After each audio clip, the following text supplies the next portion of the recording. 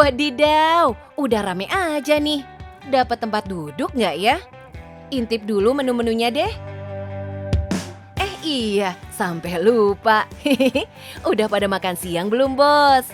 Yuk ikut Mincuan santap-santap mantap di salah satu resto di Yogyakarta. Baru buka 5 bulan nih, Bos, tapi omsetnya melejit naik dari sejak pertama kali buka. Tuh, pengunjungnya aja penuh. Kira-kira apa ya yang bikin resto ini digandrungi orang? Halo bos, selamat datang di Yogyakarta di kedai makan Mbak Pesta. Kamu paling kangen masakan rumahan? Udah berapa kali makan di Jogja? Nah, di sini lebih spesial lagi karena kita punya menu yang beda dengan yang lainnya karena kita tidak terlalu manis. Penasaran? Tetap di Cuan, Bos.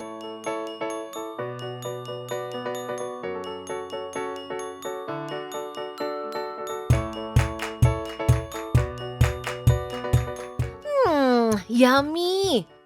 Gawat nih, menunya bisa bikin galau, Bos. Tapi jangan ya, Dek. Kalau mau pilih menunya aja kelamaan mikir. Kasian antrian yang ada di belakang. Gimana nggak bikin galau, Bos? Hampir seluruh menu masakan yang ada di sini adalah menu rumahan. Ini cocok banget buat yang mau bernostalgia dengan masakan rumahan. Ada 15 macam lauk yang disajikan di sini. Harganya juga nggak bikin kantong bolong, Bos. Dengan harga mulai dari 13.500, kita udah bisa ambil seporsi nasi putih atau nasi merah dengan pilihan 5 menu sayur yang bisa dipilih. Sementara harga lauknya mulai dari 2.500 untuk lauk seperti tempe, sampai harga 30 ribuan untuk menu beberapa pepes, ayam, dan ikan. Oh iya, Bos, di sini ada menu unik nih yang namanya ayam oli, yaitu ayam yang dibumbui dan dimasak dengan gula merah sampai warnanya seperti ini. Mirip kena siram oli ya. Uniknya di sini, semua minumannya khas Jawa, Bos. Mulai dari teh krampul sampai aneka minuman rempah atau jamu-jamuan. Yang pengen makan tipis-tipis bisa juga, Bos. Ada cemilan seperti pukis dan cara gesing di sini. Sekilas, kedai makan ini hampir sama dengan resto kuliner rumahan pada umumnya. Tapi kalau kalian kesini, pasti bakal tahu bedanya. Kalau bedanya dengan yang lain tuh pertama memang kita nggak terlalu manis. Nggak manis malahan kadang-kadang. Terus kayak menu pepesnya juga sangat beda. Menu pepesnya bukan pepes Jawa, tapi lebih kayak pepes Sumatera. Nah, karena kenapa saya bidik itu juga karena di sini juga banyak warga Sumatera yang datang di sini sih, gitu. Selebihnya itu adalah kita menghadirkan makanan lebih fresh aja setiap hari. Kata Pak Wuli, kalau udah mampir ke sini, jangan lupa icipin menu botok telur asinnya. Menu favorit pelanggan di kedai makan Mbak Pesta. Lucu ya nama kedainya? Nah, ini adalah salah satu menu paling favorit di tempatnya kita adalah botok telur asin yang kita ambil dari telur asin yang fresh dan menunya itu baru kita masak setiap harinya. Dan kalau mau tahu nih siapa yang ada di samping ini adalah Mbak Pesta, the real Mbak Pesta. Mbak Pesta ini adalah asisten masak saya yang pengalamannya tuh udah lebih dari 40 tahun memasak dari restoran di Jogja, terus pernah di Hong Kong, dan inilah masakan-masakan Mbak Pesta. Kedai makan ini buka dari hari Selasa sampai Minggu, Bos. Dari jam 9 pagi, udah banyak orang yang cari sarapan di sini. Nggak heran, datang kesiangan dikit aja udah rame, Bos. Tapi tenang, nggak bakal kehabisan kok, Bos. Menunya bakal ada terus, karena kedai ini selalu menyajikan masakan yang fresh. Habis, ya masak lagi dong.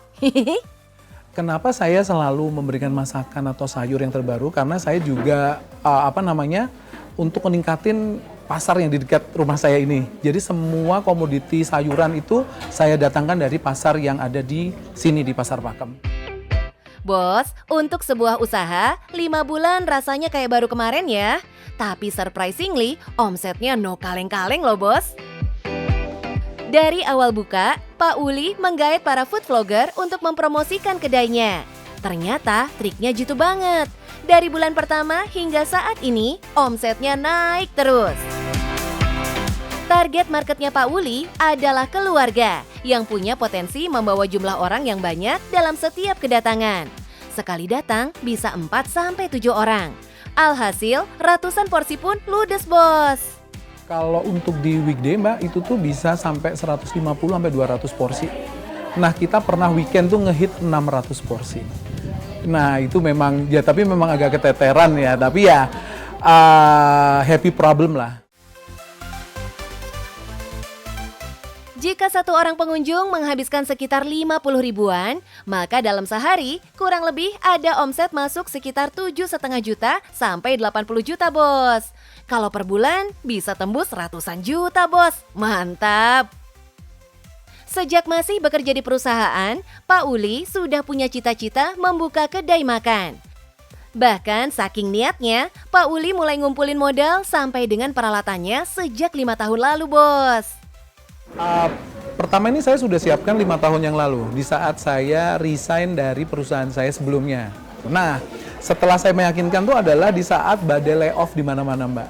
Jadi kan butuh sesuatu hal, ternyata bekerja di sebuah corporate juga tidak menjadi sesuatu hal yang aman nih di dalam berkarir. Makanya saya sudah langsung memastikan diri untuk oke, saya harus menjalankan bisnis ini. Dengan dibantu sang kakak, Pak Uli berhasil mewujudkan mimpi dan cita-citanya. Hampir semua pengalaman kuliner keliling kota didiskusikan dengan kakak-kakaknya dan Mbak Pesta. Akhirnya terciptalah sederetan sajian super lazis yang ada di kedai makan ini. Mantap ya, Bos? Siapa sangka, Bos, mimpi yang terpendam sekian lama bisa terwujud. Meski butuh pertimbangan dan waktu yang lama, Pak Uli akhirnya bisa merealisasikan cita-citanya memiliki kedai makan. Hayo, siapa di sini yang mau punya usaha tapi masih malas memulai? Yuk, bisa yuk, kita mulai dari sekarang. Bos, setelah maju mundur nggak yakin bakal merealisasikan resto ini, akhirnya kejadian juga nih kedai makan Mbak Pesta. Hanya dengan 2 hal, yang pertama adalah keberanian dan kedua adalah niat dan pasti cuan, Bos.